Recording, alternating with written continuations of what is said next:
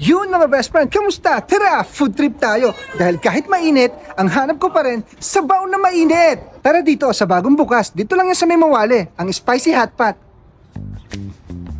Dito lang yan sa may likod ng Alain Gift Market. Second floor, dito sa building na to. Tara, hot pot tayo! They have wide variety of hot pot dishes and fried snacks. May mga vegetable, mushroom, tofu, different kind of noodles, balls and dumplings. May mga seafoods din sila. Self-service to mga best friend. First, kuha ka ng bowl tsaka tongs. Kunin mo lahat ng gusto mo at ilagay sa bowl. Take note mga best friend, per kilo ang pricing nila dito. Pero pwedeng more, pwedeng less. Dito sa fried snacks, kumuha ako ng Betamax at isaw. Joke lang, hindi ko talaga alam kung anong tawag dito.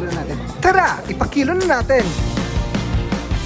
Marami din silang choices sa mga drinks. Itong tatlo ang favorite namin. Sa soup, pwede kang mamili kung little, mild, or spicy. Plus, pwede ka pang mag-request ng extra soup.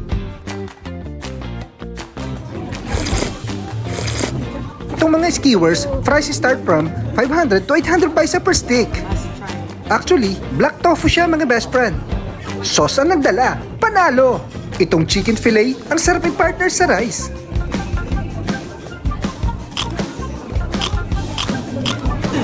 Yun mga best friend, craving satisfied na naman tayo. Approve! May takeaway pa. Ang bait pa ng mga staff.